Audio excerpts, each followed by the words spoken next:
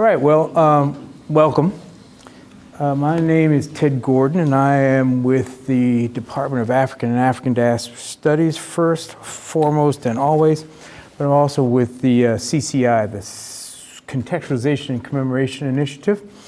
And we've had a series of gatherings. Some of you may have been here with us before, trying to explore various aspects of commemoration and the commemorative projects that we have going here on this campus. So I'm here to welcome you to the Spring 2023 Campus Contextualization Panel event, The Architecture of Racial Commemoration, which I have been told is a bad title, but that's the best we could come up with. And it's put on by UT's Contextualization and Commemoration Initiative, or the CCI. Some of you are joining us in person, and I really thank those of you who are willing to brave everything these days to come out in person, and others are watching on live stream, so welcome to both sets of audiences. There'll be time for questions and answers for the panelists towards the ends of the discussion. And for those of you viewing online, you can submit your questions anytime using the form underneath the video screen. I have to start with a land acknowledgement. CCI recognizes both the land and those people associated with it who have lived on, stewarded, and enjoyed it before its contemporary form, Central Texas. It is in our work we foreground an understanding of this space in settler colonialism, its destruction and removal of indigenous peoples, creating a rupture between people and land, the lack of primary relationship with the land and ancestry, and the omission of these histories and sensibilities. Thus, we are engaged in our interchange today, or as we are engaged in our interchange today, we remember the indigenous peoples of the lands we currently occupy. We remember as well the struggles and legacies of Tejanos, Blacks, Asian, Native American, and other peoples who have created this space within the context of ongoing dispossession and cultural violence. And I thank Celeste Henry here somewhere for helping craft that. We are joined by a very distinguished panel today, and I really appreciate your willingness to come out and be with us. In no particular order, but nevertheless, I guess this is alphabetical order. We have Jadi Demazi, who is the Director of Public Memory and Memorial Design and the Memorial Design Lab and Principal at Mass Design Group. Thank you for being here. We also have Dr. Charles Davis, who is here. He's Associate Professor of Architectural History at UT Austin. We also have Kwarsi Ali Lansana. Oh, pretty good, right? All right. Who is an author and professor at the University of Tulsa. Thank you for being here. We also have Chastity Alinu Alenide, who is here from the, she's the coordinator of the Sugarland 95 Memorial Project. If you don't know about that project, please Google it or something else. It's a very, very important project for Texas. And we also have Dayton Schroeder, who is the Vice President and National Design Director for Smith Group. Thank you for joining us. And I will moderate this panel. You folks are free, I think, to begin with a 2-minute max kind of introduction of yourselves and your work if you would like to. And you can proceed. Let's proceed from right to left. All right. How are we feeling about the microphone? Is this necessary for those on Zoom? Or okay. And is it on? I'm not hearing. Okay, you know what you're doing. Never mind. Got it. So good afternoon, everyone. Thank you so very much for having me. It is a pleasure to be here.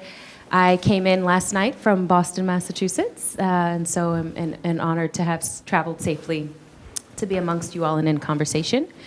As Dr. Gordon said, my name is Jadi Amazi, and I am a principal at Mass Design Group. And I will just clarify for a moment that Mass stands for Model of Architecture Serving Society. It does not stand for Massachusetts, which a lot of people seem to think, which makes sense. I understand the connection. So in addition to having offices in the Boston area, which is where I am coming from, we also have offices in Santa Fe, New Mexico, Poughkeepsie, New York, and Kigali, Rwanda. At Mass, I am the director of the Public Memory and Memorials Lab, and that is a portfolio of work that looks at what it means to spatialize memory. It asks the question of what it means to create memorials and monuments in our current day society, and how we might begin to think about how we can expand narratives in the public realm to be more inclusive and representative of our collective selves, as opposed to what our histories would currently have us to believe in the way that we are currently memorializing and creating monuments in the public spaces. And so I will offer more of an introduction about the work that I do and how I practice that through some of these questions, but for now I will pass it to Chastity. Thank you, Jadi. My name is Chastity Olainu-Olede. I work in Fort Bend Independent School District. A little bit about myself. I'm a career educator, a long-time historian and storyteller. And so I started my career as a social studies teacher. And although I'm no longer a social studies teacher, I still am very much so involved and active in the social studies community, as we have a lot of work to do in Texas. I currently write curriculum for a plethora of curriculum resource providers and instructional resource providers across the nation. And internationally, with a focus on African American studies, multicultural education, and diversity. My major project right now is the Sugar Land 95 Memorial Project in Fort Bend Independent School District, which is the project to create a memorial space and to forward the education and awareness for what the Texas Historical Commission terms the undertold history of convict leasing and labor in Texas and across the nation. And so the site is the location of the burial of 95 individuals, hence the name Sugar Land 95, who were unearthed during a construction project in 2018, where their remains were unearthed. And now we know not only about those individuals, but the system that they were subjected to and the inhumanity of convict leasing as it existed post-Reconstruction. And so I work with Jadi on trying to contextualize that site and preserve it in perpetuity and to foster some stewardship for the site as we go into the future. My name is Charles Davis, an associate professor of architectural history here at UT Austin. I'm here because my research looks at the interrelationship between race and architecture from about the mid-18th century to the present. And my previous work in the last two books, I really looked at and tried to critique the whiteness of our profession and our discipline, particularly as it is based on Enlightenment discourses, the European pedigree of architectural education, and trying to just expose the biases that are there, make it visible to people. I'm now sort of moving on to look at the material culture of Black Americans and trying to recover their work and to write it into a kind of canonical history. So the book that I'm working on now is tentatively entitled, until editor arm wrestles me and makes me change it, Black by Design, a social history of Black architectural modernity. And I'm really interested in looking at the ways that Black social movements have inspired a kind of collective authorship of the built environment, partnering architects with homemakers, entrepreneurs, activists to create environments that respond directly to the demands of these social movements. So starting with the Harlem Renaissance, looking at the work of Madam C.J. Walker in relationship with Vertner Tandy, and then moving all the way to Black Lives Matter. I'm really interested in the ways that both Black architects have responded, not just formally, but spatially, and try to innovate in terms of space, both from the ephemeral to the permanent, and then looking at the ways that the architectural genius it was passed around in a kind of dual history of those who were sort of black master builders who could not become architects, and those who were black professionals responsible for stewarding the environment, but not having a license. So and in that history, there's also the commemoration, and so that's where I'm really interested in our conversation today, and I hope to work and speak with the folks here. Write that book, please. Oh, you got it. Can everyone hear me? Is this work? Okay, awesome. So, good afternoon. My name is Dayton Schroeder. I'm an architect, vice president, and design director with Smith Group. Also one of our justice, equity, diversity, and inclusion leaders. So in my role as a design director, I'm a general practitioner. I kind of touch on a wide range of project types. I do everything from, mixed use, residential, commercial, to higher education, science and tech, higher education, and of course museums. And in my role in working with and around museums and doing this cultural work, kind of work at all scales, So, at the moment, we're doing, at the largest scale, a large interpretive master plan of Whitney Plantation in Louisiana. It's the only only plantation museum dedicated to interpreting plantation life from the perspective of the enslaved, which is mind blowing. At a smaller scale, we're doing Freedom House, 1315 Duke Street, which was the largest domestic slave trade operation in the United States. They have on record as having trafficked over 1 million human beings through that facility just outside, D.C. Doing the National Slavery Museum in Richmond, Virginia. Richmond was the second largest domestic slave trade market in the United States, second to New Orleans.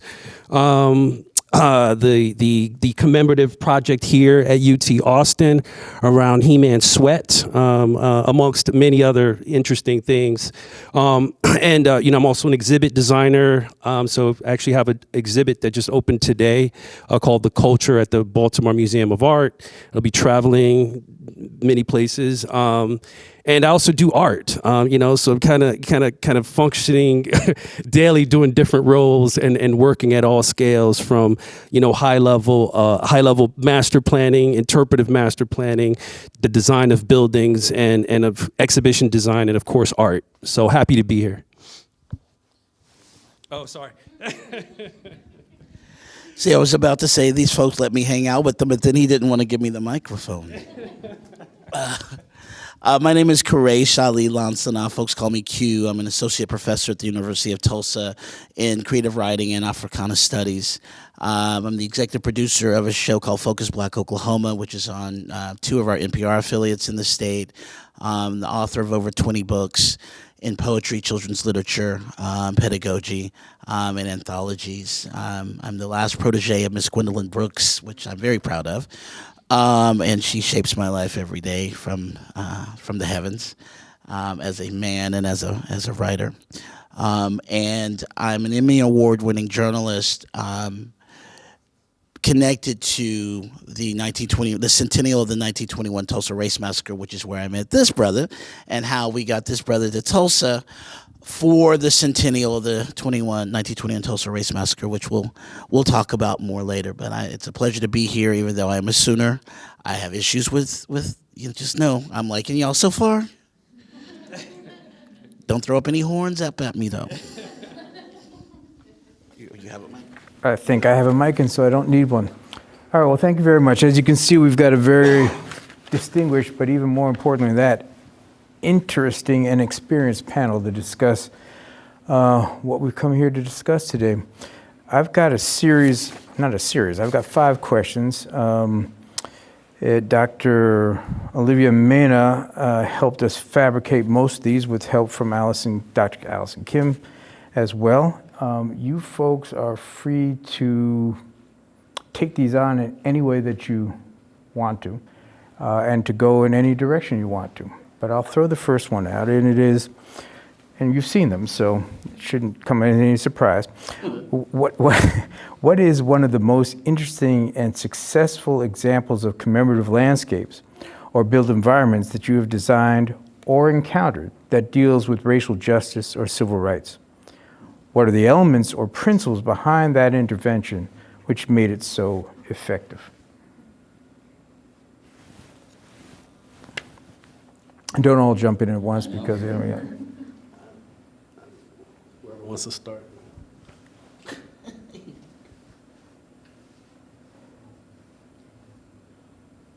All right, we all just gonna sit here and be shy and That's defer right. to one another. I appreciate the respect, and we have a conversation to get into. So I'm sure everybody is expecting me to reflect on our work and our experiences at the National Memorial for Peace and Justice. And I will start there because I genuinely do feel like, for me personally, that project is really where I began to understand the potential of memorialization from a scale that I otherwise had not necessarily considered previously. And so when we talk about success, I found that to be a very challenging word in the question. And having worked with Dr. Gordon for a little bit of time now, I feel like that was probably intentional. I don't know necessarily how one decides how you measure success. However, I do feel like the scale of that project and the potential for the conversations and the dialogue that it puts us in as a country is one way to measure the success in terms of being able to bring to the national forefront this conversation around reckoning and radical truth-telling as it relates to racial terror in this country, and understanding the ways in which Black American bodies, or not just Black American bodies, but bodies in general that did not present white in this country, how they were so disgustingly disposed of in enormous, atrocious numbers, and how that had never really been grappled with in this country, how that had never really been discussed, acknowledged, taught effectively in this country in a way such that other countries have actually started to deal with some of those atrocities. We think of South Africa, we think of Rwanda and the genocide and et cetera. And so for me, I find the National Memorial for Peace and Justice to be an opportunity in a beginning, particularly for the work that we do at Mass Design Group and the lab that I lead, to be a beginning, a starting point to say, how can we actually have these conversations on a national and international scale? And the last thing that I would say in terms of success is that the memorial in and of itself is meant to be a living memorial. It is meant to be participatory. It is not enough to go to the memorial and walk through and read the plaques and read the names and find your county and then depart. Instead, counties are invited to actually be participating in this history by claiming their duplicate marker, and in doing so, creating kind of a visual landscape of how we as a country are beginning to address and acknowledge this history together in concert and in conversation. And so that, to me, I see as a version of success in terms of a built project. Anyone? Okay, all right.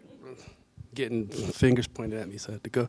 Yeah, I think for me, most recently, Society's Cage stands out. Society's Cage was an art installation that came about in the aftermath of the murder of George Floyd and Breonna Taylor. And a group of like-minded architects within Smith Group, I should want to clarify that the Society's Cage was not a Smith Group project. That was an independent initiative that was taken on by a group of us and supported by Smith Group in many ways and made possible by Smith Group. But essentially, we took 400 years of data, pertaining to anti-Black state violence, and used that essentially to shape a sculpture, an immersive sculpture that we were successful in getting put on the National Mall. That whole process was amazing. We sat down and in that moment, in that particular moment, observing all the conversations and all the dialogue that was happening, not only within our within the building industry, but also in society at large. And we thought, wow, you know, we are in desperate need of a systems approach, you know, a systems analysis that addresses the sort of systemic causes of racialized state violence.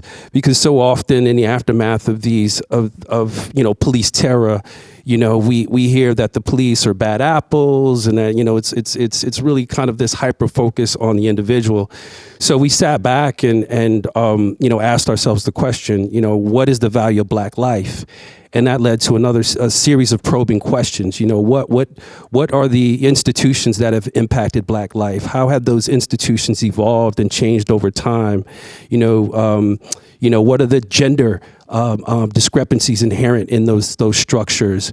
And out of those conversations and out of those questions emerged the institutions of lynching, mass incarceration, capital punishment, and police killings. So we took that data and we created basically a 15-foot by 15-foot cube made out of over 500 hanging steel, 1-inch diameter steel rods.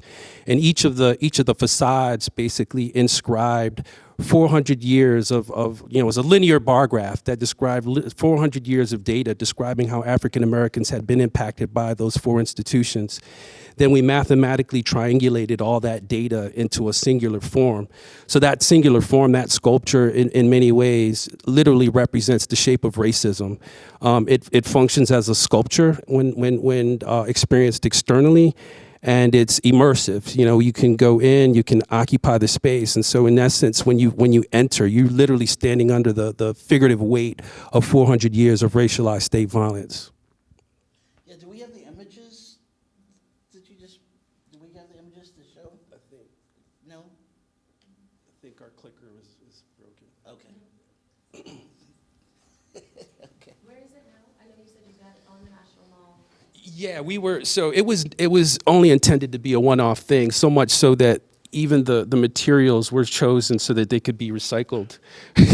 and after putting it on the National Mall, which was, you know, just again another coincidence, we tried to put it on Black Lives Matter Plaza. You know, we saw what the mayor had did, and we was like, wow, this would be, you know, this would be a great opportunity. So we approached the mayor's office, got in contact with her. She loved the project, but she said, you know, my hands are tied. As much as I love this and as much as I'd love to support this, you know, all public, this was during the pandemic. She said all public permits, you know, are on hold. We can't administer any permits at this point. But she said, why don't you guys go to the National Park Service? You know, because of Trump's liberal policies towards the pandemic, the National Park Service didn't have such restrictions. And it just so happened that the site that we ultimately ended up on was abandoned due to a cancellation, and just the timing worked out, and we were able to position this thing at the crosshairs of the National Monument, the Capitol Building, and 16th Street, right in the center of DC. So I'll take a stab at this one. My view of success is a little different. As a strategic visionary, success is the minute you're able to get it off the ground. And the projects that I'm currently affiliated with are all similar in that they are cemeteries, are burial sites.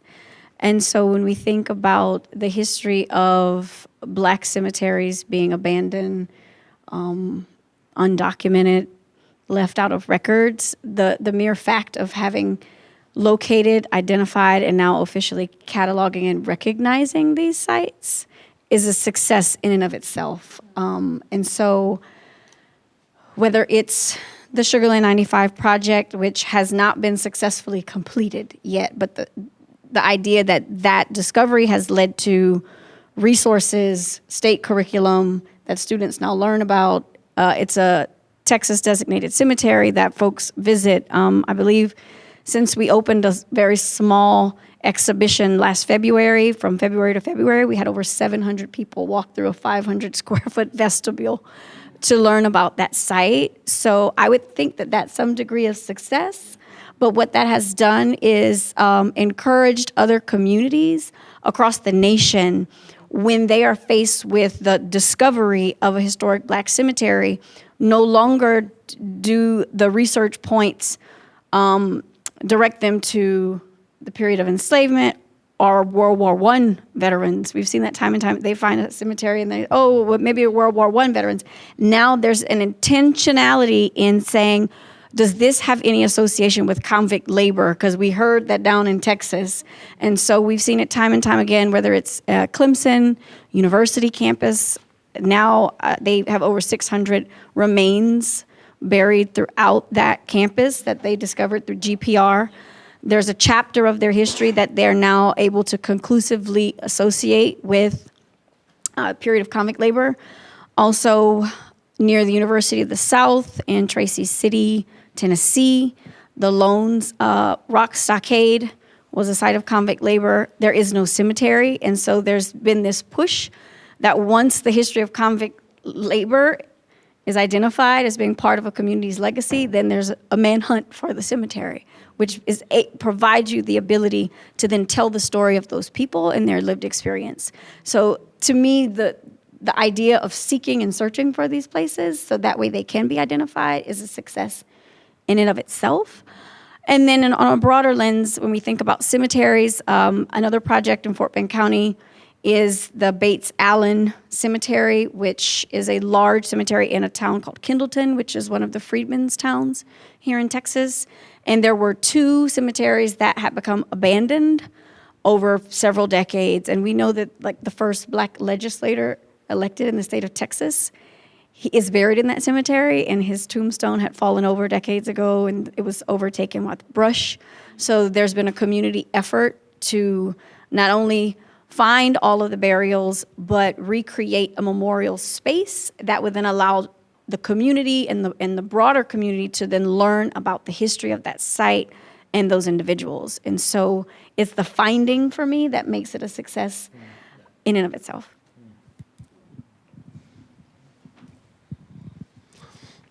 So I sort of struggle with this idea of success in the question.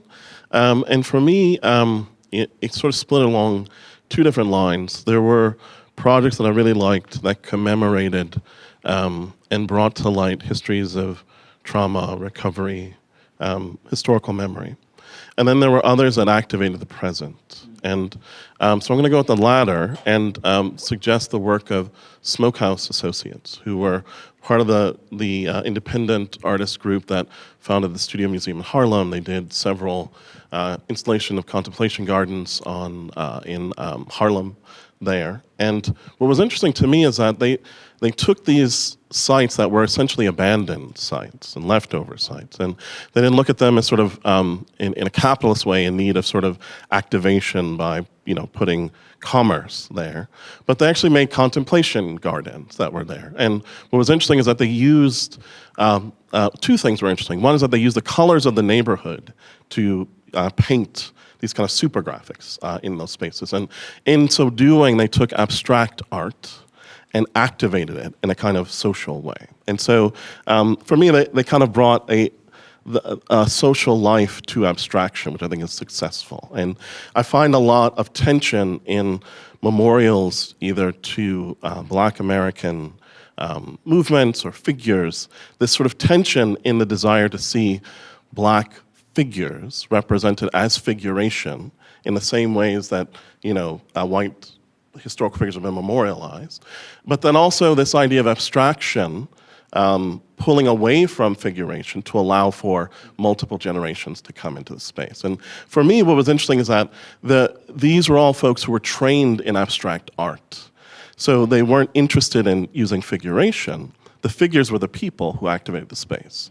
And so they worked in tandem with the neighbors and the children, the elders, the shop owners, as sort of consultant artists. And they came and they supervised the project and they painted designs and they helped do sculpture.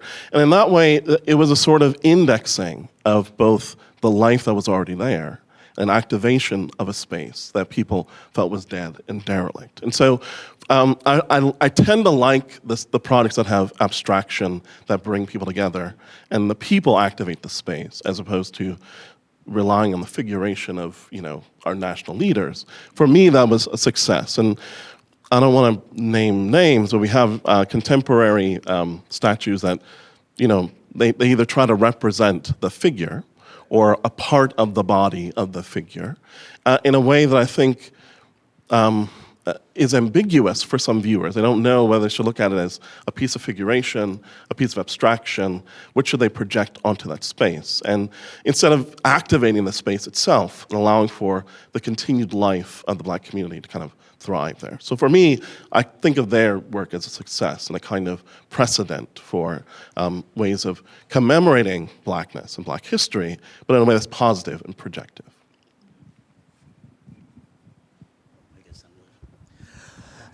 I don't have to. You're welcome. You ready to move on, sir? No, not at all.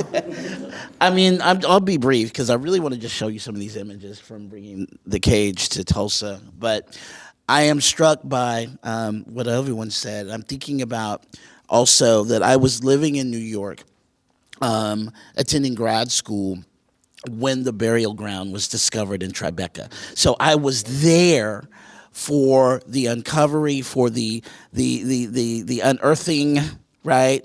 And I don't know that the finished product, I would say, is the most powerful, memorial that I've experienced. I think, but because I was there from the moment those bodies were found to the whole, to being excavated, that it still moves me profoundly after all these years.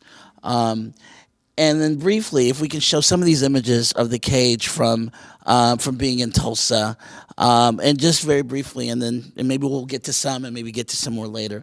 But we put the nonprofit that I'm a part of, Tri-City Collective, worked with Smith Group and with Dayton and his crew to bring and to install the cage.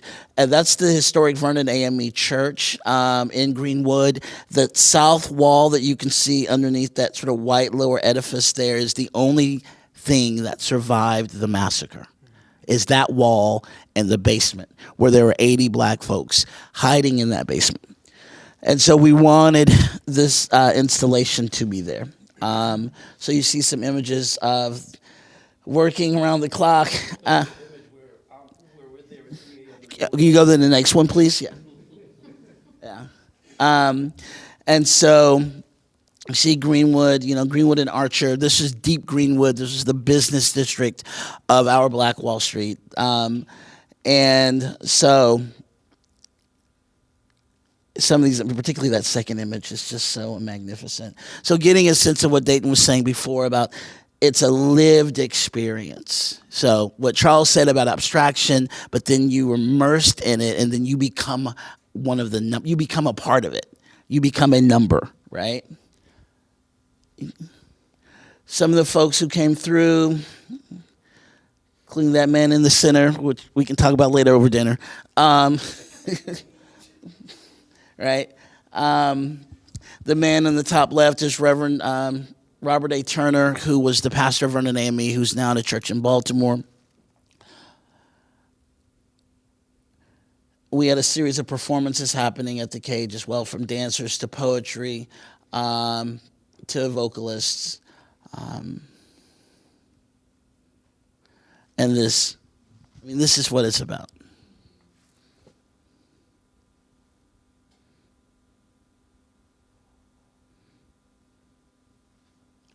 So we're fortunate enough and survived to bring Society's Cage for the centennial of the massacre. So May 31st, June 1st, 2021 through Juneteenth. So it was there on the church for that entire period of time. I've never seen some of these images. Yeah. You want to add anything? No, I think, going back to this notion of success, I think for me, Society's Cage was largely about taking the ugliness of racism and rendering it in a interesting, I won't say beautiful, but an interesting way to draw people in to have uncomfortable but necessary conversations. I think that it had the power of sort of diffusing a very, very sensitive subject matter, and bringing people forward who probably ordinarily would walk away from something like that. But I think because it had a way of sort of disarming this difficult history, it brought people in who wouldn't normally be anywhere within range of these topics, these difficult topics, and allowed them to or forced them to really kind of engage in some important and difficult conversations. So I think, when we talk about success, for me, I think that is definitely a marker. Interesting to me that you all focused on this notion of success. Maybe Jadi like poisoned the water in that sense, but well, no, you were bold enough to do so, and maybe that's why you're successful. But at any rate, some of the other words in there were interesting and effective, and also impactful. Also comes to mind. But so anyway, thank you for those reflections. Question number 2: in classical Western tradition, monuments are usually static and emblematic grand symbols of the past that are projected onto ideas of the present and the future. How have you reconceptualized commemoration as something less fixed in that traditional sense? How would you design commemorative sites to be more dynamic, flexible, and relevant across time? Now, Jadi went in there and was brave enough to go first, so I don't expect her to do that again. So,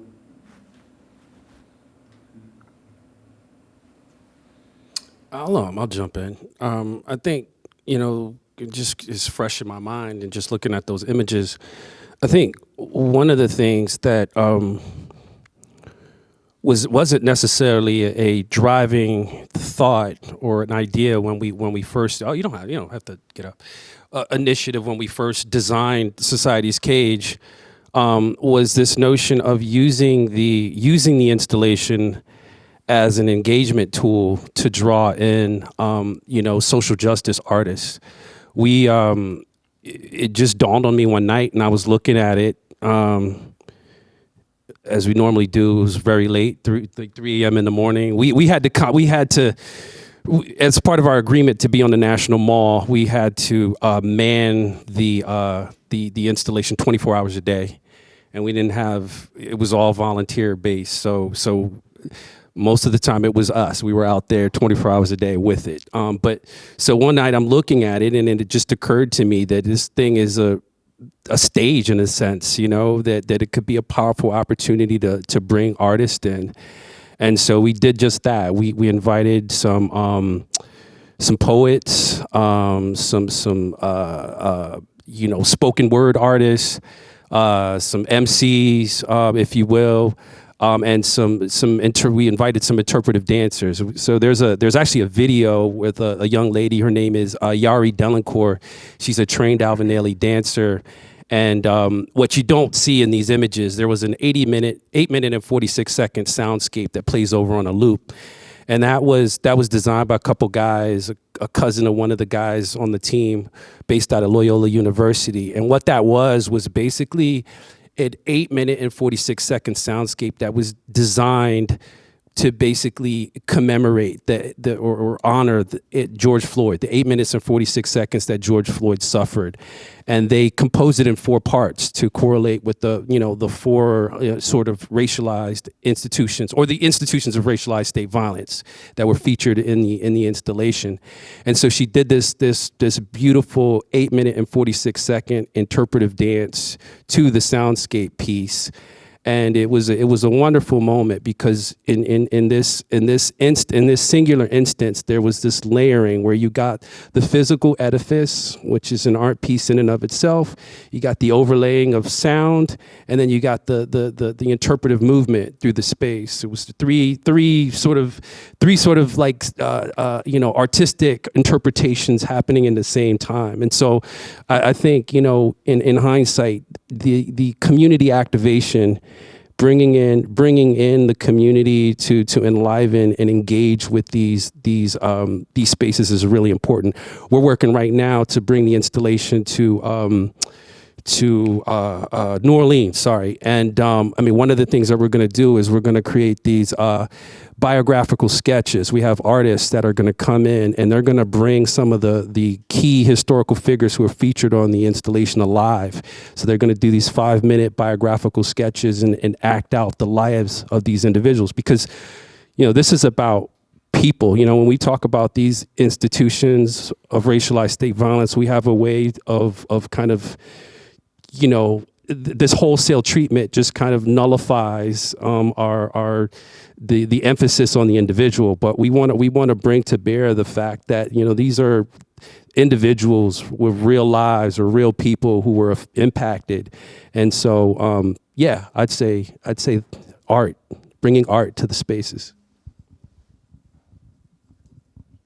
Sorry, I know I went over 2 minutes. Yeah, okay. So when Brother Q was showing the photographs, you stopped at the images of the children, and you said that's what it's about. And so I struggle with answering these questions without the young minds at the front of my response as a K-12 educator.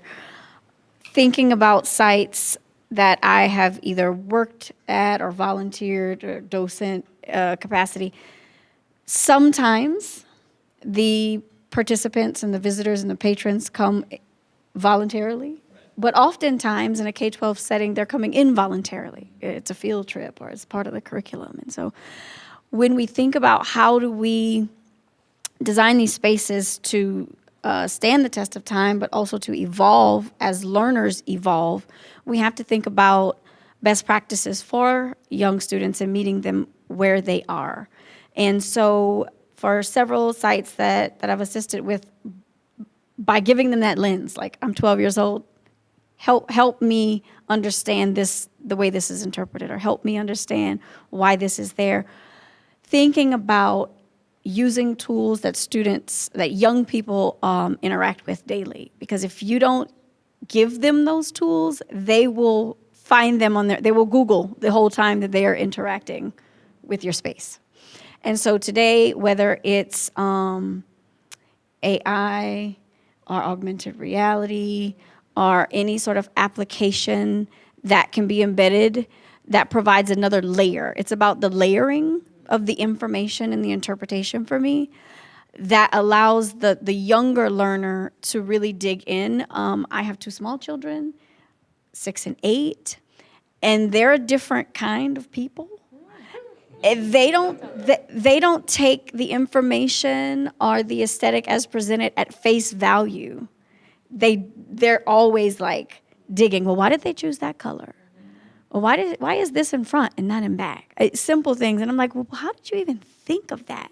And so when thinking about the audience of those involuntary folks who are being brought to a site or sort of being positioned to engage with interpretation, how can we meet their needs as times change and as more resources are available?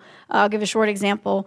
I was working with a gentleman who was an artist, and he said, I need you to give me 5 facts about your site. 5 facts. And I gave him 5 facts. And within 10 minutes, he emailed me 40 images that he had created on his computer about the landscape that we can't visualize, but that were based on the information that I provided. Not to say that it's historically accurate, but knowing that there are tools out there that we can use to layer. In Galveston, there's a mural, the Absolute Equality mural, that there's an app associated with it. And so when you hover over any of those components of the image, it'll activate a video. Like when you hover over the church, you hear gospel music singing. It's more of an immersive experience. And I think for the younger learners, or just to make it timeless, having those layers that can be updated and new information can be integrated over time is essential for the 21st century learner.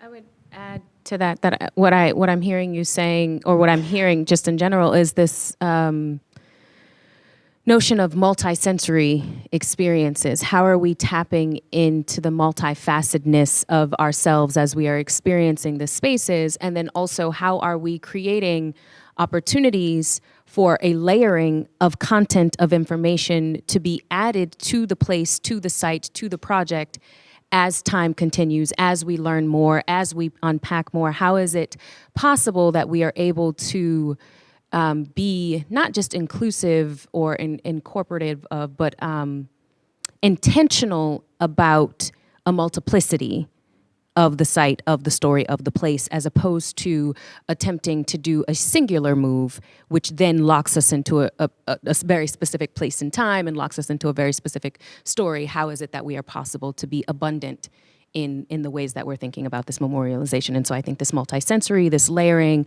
of course, always incorporating art as a cultural tool by which we are translating that which is important to us is as a way to around this question, for sure. For me, there's an interesting dimension here about place and memory, and the ways that our landscape, in the language of the question, that there's a tradition associated with permanence and a particular sort of figuration that is expected, that is part of the Western architectural tradition, Western aesthetic tradition, that I think one it would do well to keep in mind as we're thinking about these new ways of intervening, because for me then it allows for the conversation between these two things together. Like, it reminds me of W.J.T. Mitchell's essay on the violence of public art, and he's talking against this idea of the man sitting on the horse in the square that reduces history to a static understanding of what it should be, to films like Do the Right Thing, which, if you know the movie, at the very end, we're given the quote from both Martin Luther King Jr., but then the quote from Malcolm X. And then, like, you know, at that moment, you're like, what does this mean? or where am I supposed to be? And the ambiguity and the compelling the user to interpret, for me, is really interesting. So I'll give an experience not of like a new memorial, but actually one that was old. I was serving as a postdoc on UNC Chapel Hill's campus, and I think the name of the Confederate statue was Old Sam.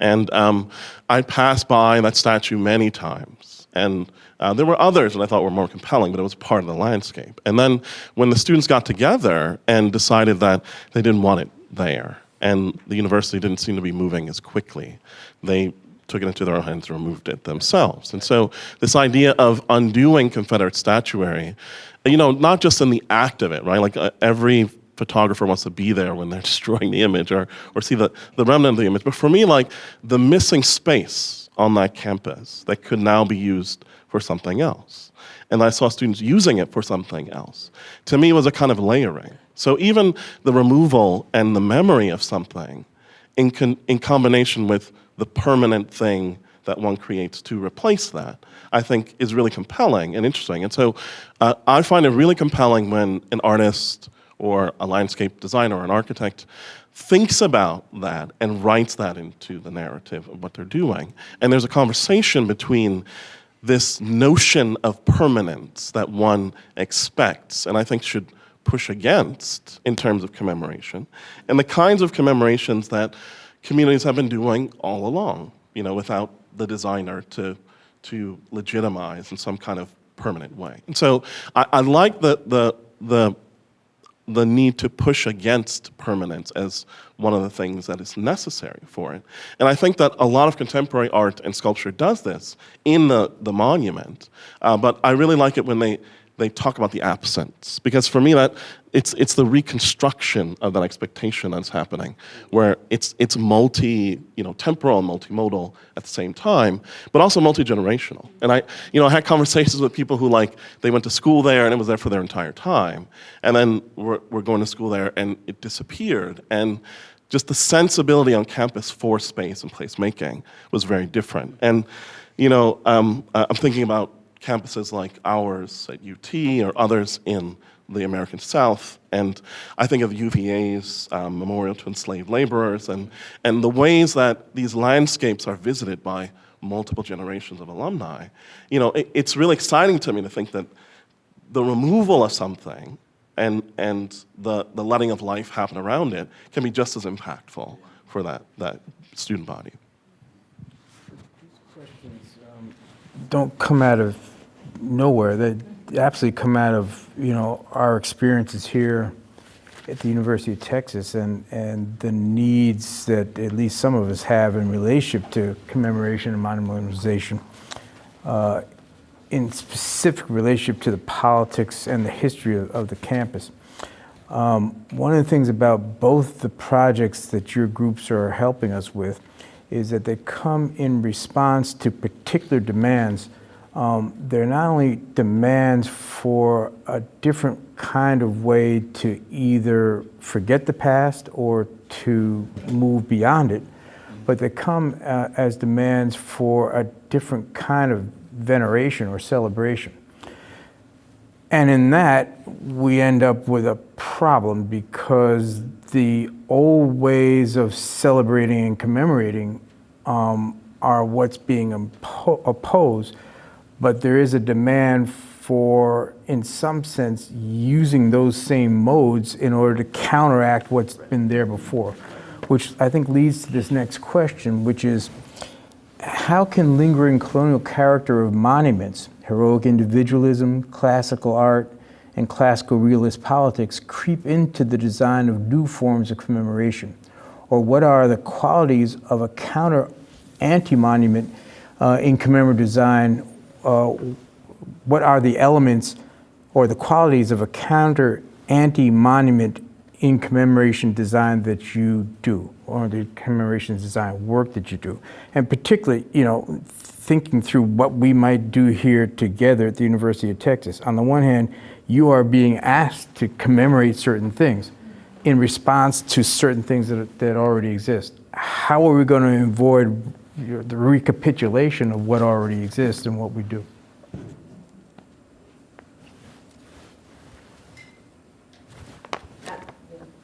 Go ahead, I'm ready.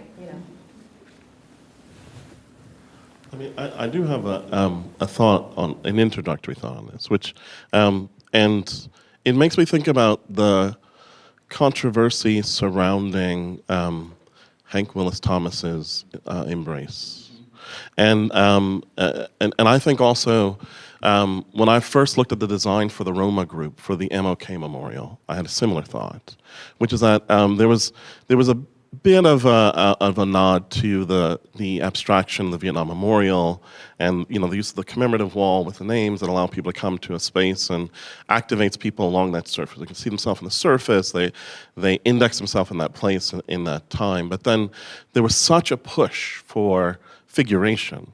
And to me, what I really see in the Thomas statue is, I look at the infinity figure that he mined from that photograph, and I think to myself, why wasn't it just an infinity, like two set of infinity rings together? Why did he put the hands in there? And because the hands now then, push the mind to look for other parts of figuration, to make other forms, and I think it's actually I think people are going to really like that, despite the kind of strange reception of it and the critique of it on Twitter and online. But I think that it forces you to understand how abstraction undoes figuration, and particularly in the Black community, the desire to just see a good statue of Martin Luther King. And there's a desire in that civil rights generation to lionize this figure, but I think that the racial politics around his figuration need to be indexed as well. The kind of softening of his character, the discussion. I mean, literally, like when his statue was being made and they were looking for photographs, there were congressional debates on whether he looked angry, right? So he has to look peaceable to fit a kind of a narrative that doesn't make white people upset and uncomfortable and angry. And so, but then also that pleases the civil rights generation that sacrificed so much to make him a central figure. And really, what I loved about the Roma group design for the MLK Memorial originally was that it wasn't about King, it was about the civil rights movement. And there were audiculas to lots of other folks, and there were empty spaces for people who came after. And so the anonymous character of that movement returns in the Thomas statue. And I feel like there's a kind of symbolic violence done to the standing figure. You know, it's sort of being disembodied in a way that says, we don't actually need that. What we need is the message behind it. For him, it was the embrace, the love, that actually propels this kind of radical counter-movement. And to me, that's a really powerful thing, not just for, you know, monumentalism and commemoration in general, but I think for Black commemoration. You know, like, to stop looking for these charismatic figures to do all the work and to be in front, and to understand that this is a shared load that will just have to continue.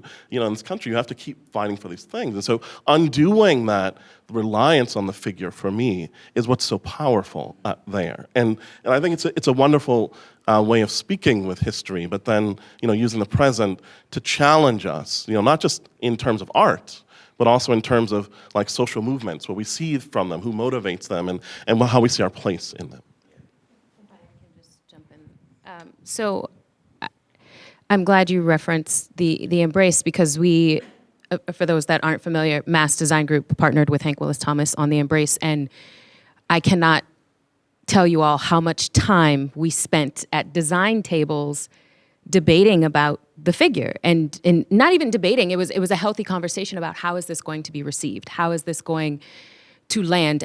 Can we represent Dr. Martin Luther King Jr. without his face? Is this possible? Can we do this? And we were getting ourselves to a place to where we could say we could. That's why I say it wasn't a debate, because we were all in favor of it. But ultimately, the direction that we went in is exactly what you captured there, which is this desire to move away from the notion of singular hero worship and instead create a piece that captures collective action. Instead, create a piece that captures the movement, which in this case for Hank was love. How do we talk about the love of the kings that ultimately fueled a movement which we all now know to be the civil rights movement? How do we talk about the collective action of local Boston civil rights activists who were there with King in the time that he marched from the heart of Roxbury to the Common where the project is sited? How do we represent all of that in a way that is not necessarily a counter to some of the other memorials that you see in the Boston area, but able to sit in concert with and in conversation about how we are interested in expanding the narratives of who is represented in our memorial landscape as a way to say, here's how we can do this. Here's how we can do this now as in a way that brings in more voices to the piece, to the history, as opposed to perhaps how we've seen it done in the past in a history that only captures one voice, one story, one perspective, one side. Here is an alternative. Here is yet a way about how we can be expansive and exploratory in ways that we begin to think about what it means to have more voices, more representation in this work. And so that's part of the answer that I would have provided, but you gave me Embrace, and so that's where I went. Yeah, so that's where I was going. I mean, I'd echo some of that, you know, that this notion and this hyper emphasis on the individual, right, in exchange for kind of the broader view, the broader collective view and focus, I think is incredibly important and essential. You know, these movements weren't driven by one person. You know, they you know, in many ways, you know, I think there are opportunities to better address the sort of underlying collective movement and really the community force that led to, you know, these you know, in the case of the civil rights movement, right? I think the other part of the equation for me is moving away from this sort of and I'm trying to say this in a very politically correct way, authoritative kind of, you know, narrative that sort of, you know, in a way is a very strict and straightforward narrative, and shift to a more of a dialogue. I think that oftentimes when we engage with these memorials and these commemorative spaces, we we aren't allowed opportunities to really engage in a way where we can bring our own voice and can lend, kind of sort of constructive critique within the context of the art. And so in the context of what we've done, and how we try to mitigate some of that, for example, with Society's Cage, hate to keep bringing up Society's Cage, but we created an opportunity where we invited the visitor to actually walk inside the installation and to partake of a breathing exercise where they hold their breath for as long as possible. And then the idea was that they would basically go on social media and record a short video, basically describing how they feel in the moment, and to share that video with friends and family. And the idea in that, the idea behind that was partially founded in this idea that we knew that there were segments of the population that we could not reach, that they would not approach an installation like this. However, by reaching or having an impact on their friends and their families, we are in many ways, giving power, empowering their friends and their families to then be the ones to have those uncomfortable conversations with them and reach them in profound ways that we could never do. So I think, and then there's a feedback loop, and this is shared. And so I think that we have to really kind of look for ways to sort of, make these static moments more dynamic and create this constructive feedback loop where we can, that really evolves and changes over time and sort of, lives with us and as opposed to just being a static, a static thing. So, yeah. I would just add this very, very quickly, which I think solves in many ways the last two questions you asked, sir, and this brilliant crew's responses together. You saw the image of about 5, 6 young black men pointing at names and statistics on the floor of the cage. So those young people came from North Tulsa, which used to be called Greenwood, which is still in some part is called Greenwood, on a field trip. From a community center in North Tulsa where there's no hospital and where there's one grocery store. In 1921, before May 31st, there were 7 hospitals and over 30 grocery stores. So they come to hear me read a kid's book that I wrote about a young black girl child growing up in Greenwood on May 31st, right? She's 8 years old. And so I read this book called Opal's Greenwood Oasis to this group of young people who live where Opal lived 100 years prior. And they see, because they're not taught in schools and haven't been until the last 4 to 5 years, how flourishing the place was where they lived that they don't know nothing about, because nothing is flourishing in that neighborhood right now. And after they heard me read that book, right, sitting on the edge of the cage, they then went on, experienced the cage on their own and made the connections themselves. So it was multisensory, right? It was interdisciplinary times 25, right? That they made those distinctions themselves. They listened to me read a book about where they live. They each got a free copy of that book. But where they live doesn't look like anything that girl child lived in 100 years prior. And then they experienced the cage and saw those names and saw those statistics and made those connections on their own, which will be I believe, a more profound experience than them taking a bus ride to D.C. and looking at a static statue of King. That's it. That's all I got. Okay, I've got one more question here, and we do want to get to questions from the audience and all that, and we've got 20 minutes to go. So, but I have to ask this question, and I'm glad we've got you from Oklahoma, and Chastity, you from Texas. You might be the first Texan to ever say that. There you go. This is going out on I don't know, I may be in trouble already, right? All right, good. You say good. But I'm interested in your response because those of us who are here at the University of Texas understand that there are multiple audiences for whatever it is that we produce. Mm-hmm. And there are folks on one side who are pushing us to be as explicit. 19,000 folks signed a petition that said, take down the name of Painter Hall and do something else. 19,000 folks wanted various other names taken down, statues taken down, this, that, and the other kind of thing. What they're getting instead is they're getting a sweat entrance to Painter, and they're getting a commemorative East Mall. So there's expectations of that side. At the same time, over in the legislature, there are folks who are contemplating eliminating my job and, the research I do and this, that, and the kind of thing.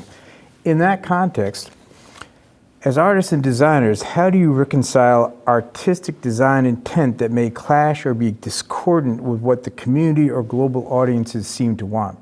In other words, how do you reach a happy medium, if such thing exists, that satisfies multiple parties that are all different, all have different needs and wants? Is right. Here we are. You want to drop the bomb on us at the end of this thing. That question is a day in my life. Happy medium, I think there's medium. I don't know if there's such a thing as a happy medium. The only happy part, and Jadi and I actually, we had to collaborate on this question. There's always going to be two sides of the coin. For me, what has helped is to stay true to the story.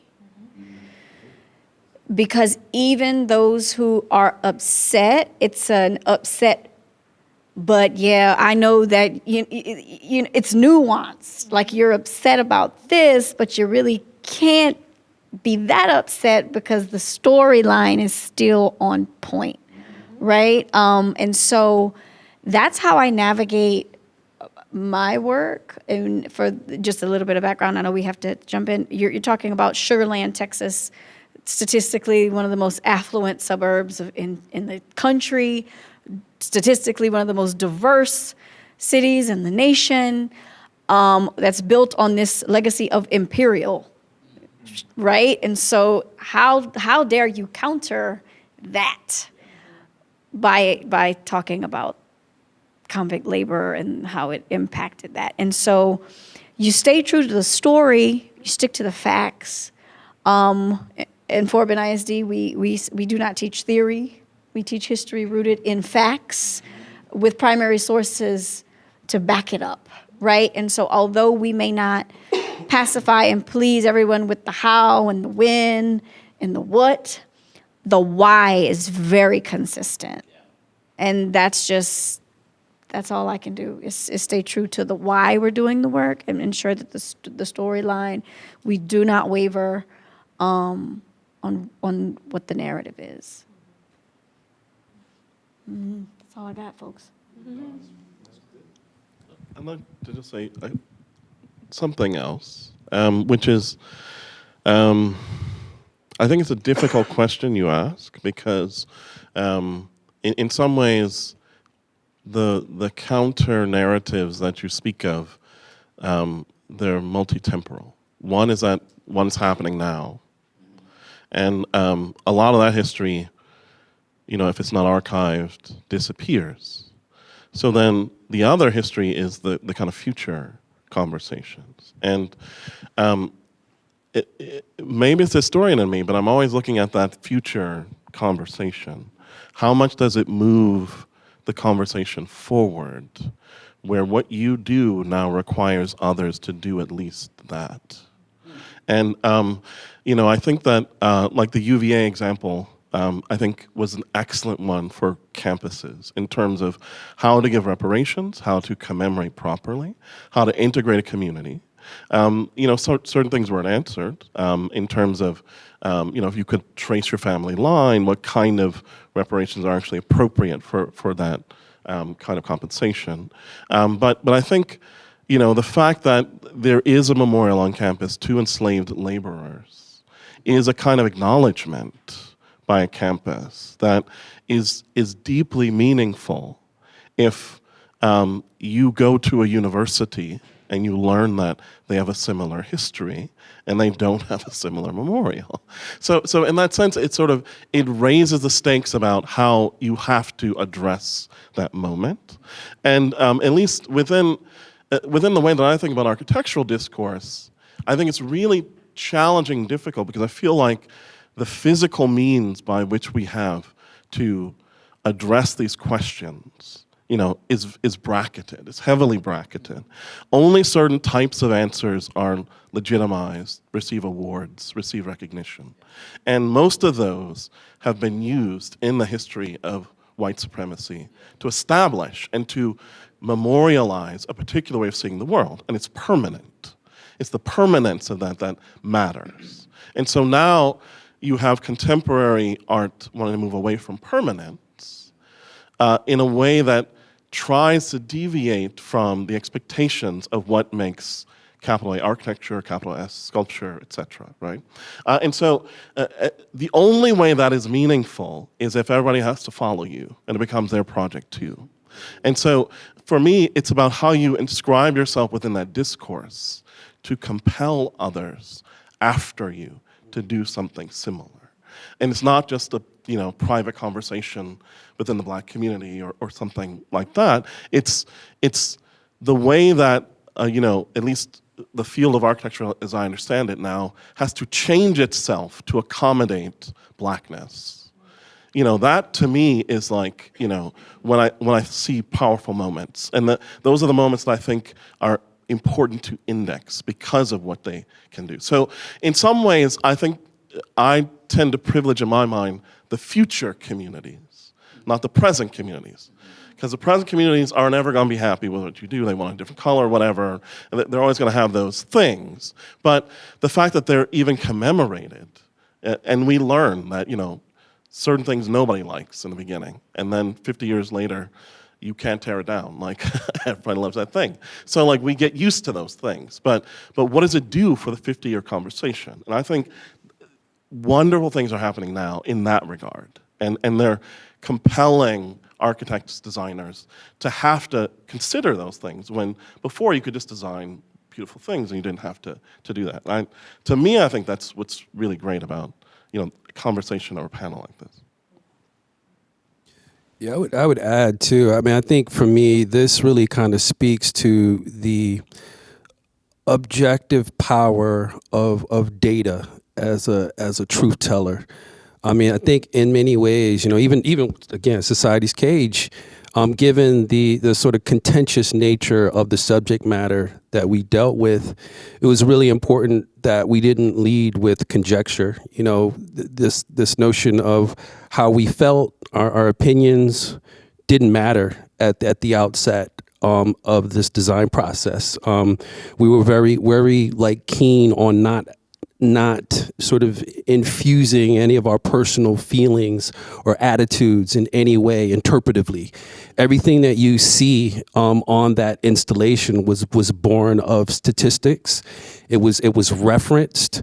It was provided in such a way where the visitor could follow up on and look deeper into it by way of QR codes and the like. Even to the point, I think probably the most subjective thing was we had a series of luminary quotes that sort of marked the pathway, and there was, these wonderful statements by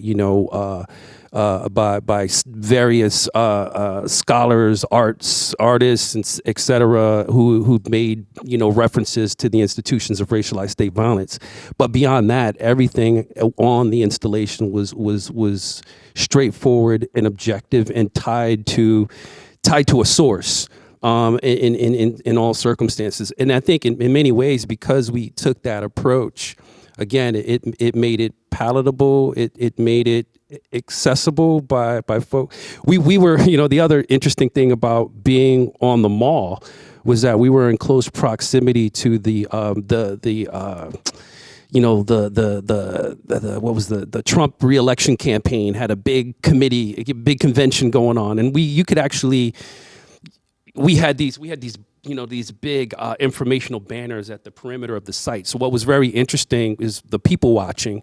When you saw folks come and venture towards or into the site, they would naturally sort of walk up to the informational banners and they would read the banners. And within 10 seconds, you could tell what their politics were. You could read it in their body language, right?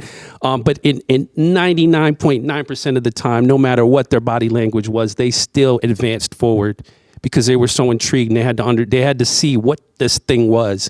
And they would come and they would read and they would go around and in any case, I mean, it was objective truth. And it's hard to negate an objective truth.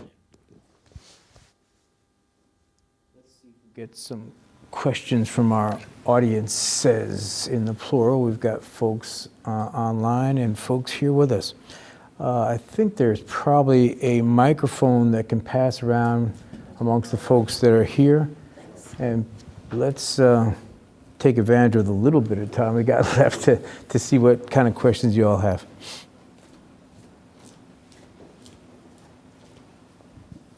Hi, thank you guys for doing this. This is a really fascinating panel. My question is, can or should you design with the expectation, and I'm thinking of the East Mall and just all the different statuary on campus and monuments, that in the not too distant future, a few years, 5 years, 10 years, these will not primarily be like sites of, they won't be new anymore. They won't necessarily be sites of like, there won't be events around them. They won't be sites of conversation in the way that they are in the immediate aftermath of when they're installed. Like the way, and feel free to contest the premise, but when I watch students walking around campus or me walking around campus, there's a way in which these things tend to recede into the background, which is not to diminish their power. It's not to diminish the power of architecture or space design, but it's to say that they are no longer kind of the focal point when people are walking around. Is that something you can design for, that expectation that however well designed or powerfully designed, there may come a time when it's part of the architecture of campus in a way that isn't sort of becomes less visible to people what it is that's happening or attempting to happen in that space?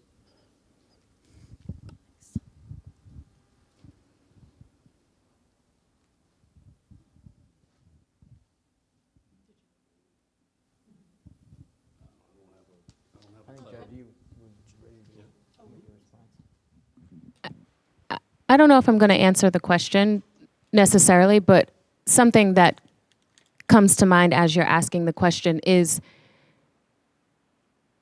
if we get to a place where somehow a commemorative landscape is able to be forgotten, is able to be removed from our psyche, then I hope that is a place of growth. I hope that is a place of arrival as a society, a place where we have done the work that is necessary to be reparative, to be inclusive, etc.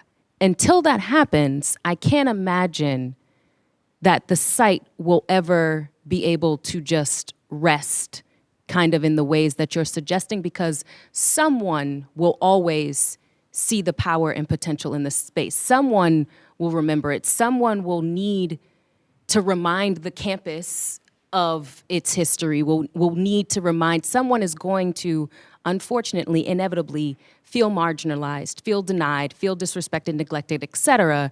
And if this space or these spaces, not just the East Mall, but other spaces, are designed in a way that is responding to some of what you're hearing us reflect on today in terms of the multisensory experience, centering the story, focusing on the why, being activated by the physical bodies, etc.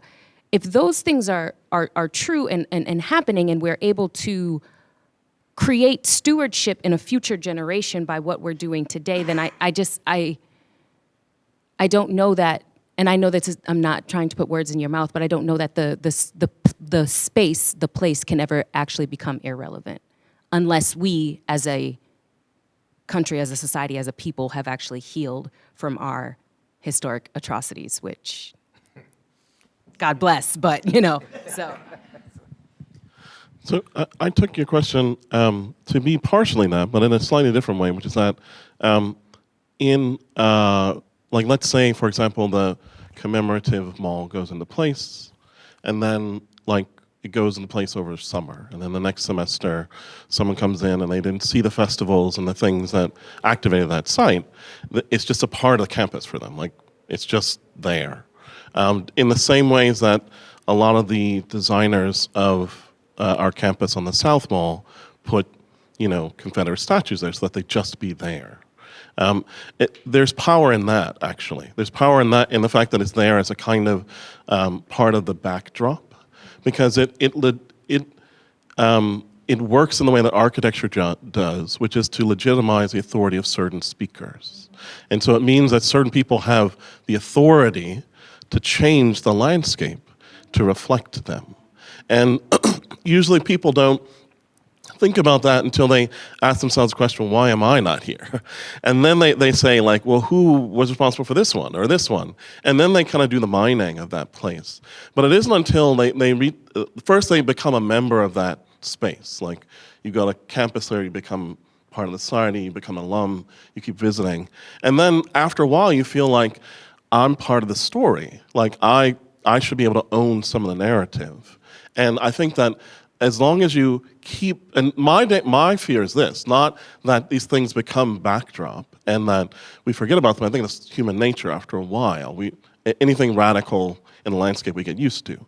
But my fear is that the social engineering of the demography of campus may prevent future generations from asking the radical questions that allowed for this type of intervention.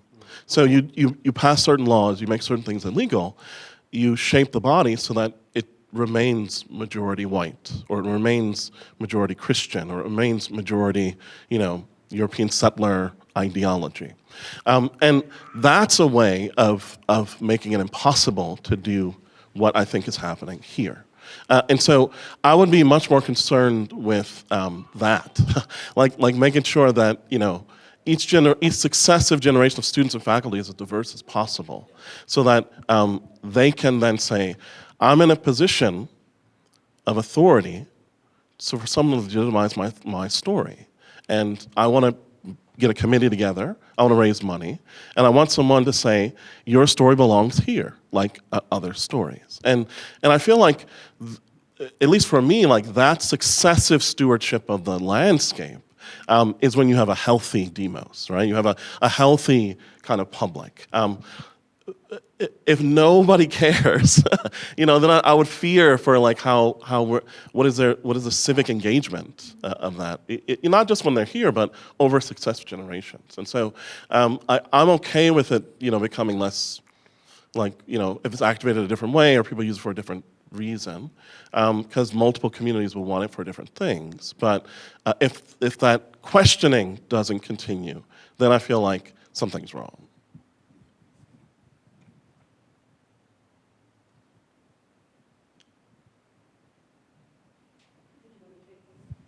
Yeah, at least one more. I think Celeste wanted to say something. I don't know if there's anybody online who has something. I can read a quick comment online then, just that came in from Dr. Smith, the chair of ADS. She said, has your visit included visiting Black Studies galleries? The exhibition on view considers some of the same topics, how to represent American and Black American history and trauma. That was one of it wasn't a question, but comments. And then Dr. Henry, do you have one? Yeah, thank you so much. It's already sort of been gestured to already, but I'm wondering what your thoughts are as designers or those involved with design about universities and colleges as commemorative spaces. I think we're in a moment where there's a lot of focus on campuses, and so I wondered what you thought are the obligations and possibilities of these spaces to society, to alumni, to students, to the public.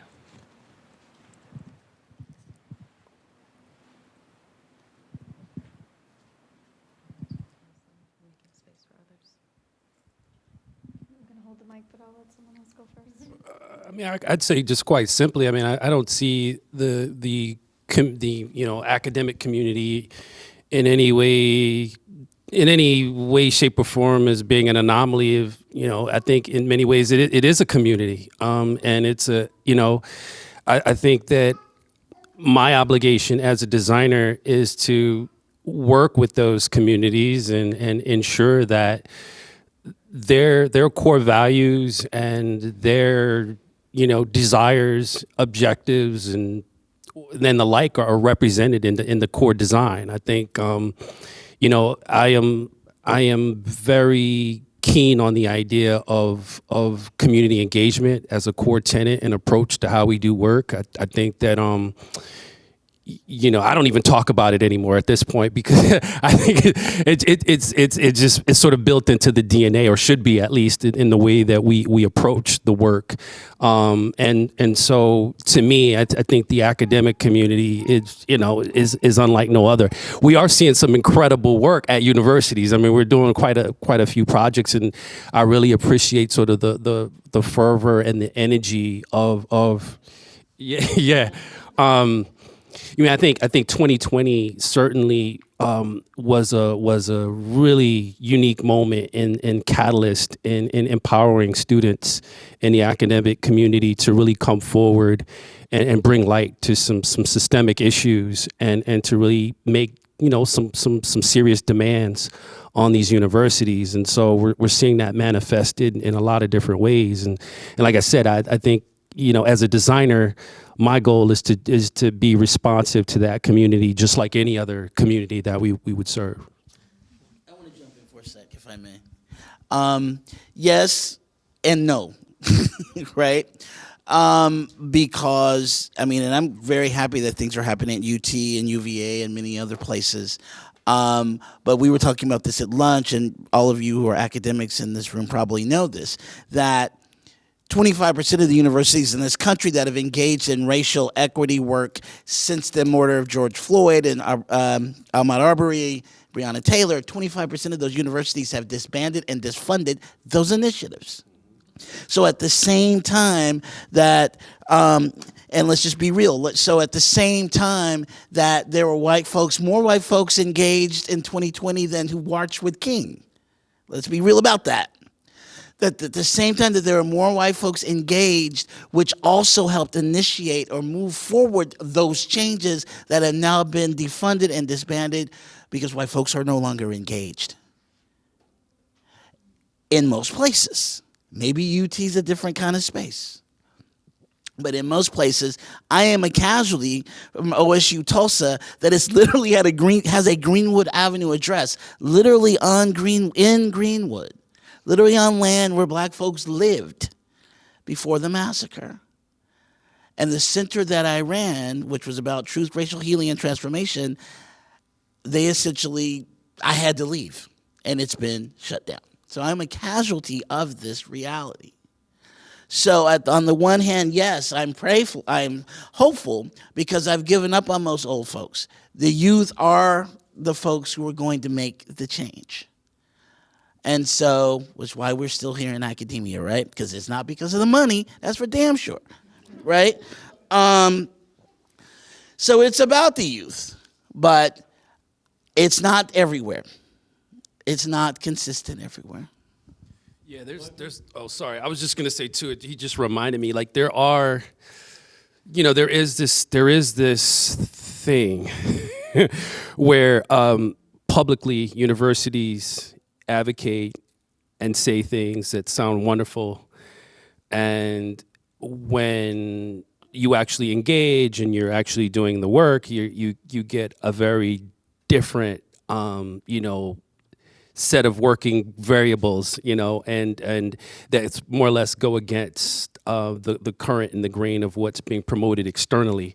I've had to walk away from one of those in particular because for lack of better terms, I thought that there was some hypocritical things that were happening and wasn't in alignment with my core values as a designer and what I thought the project was supposed to represent. And so you do have, that is definitely an issue. And so, but again, I think as designers, that's part of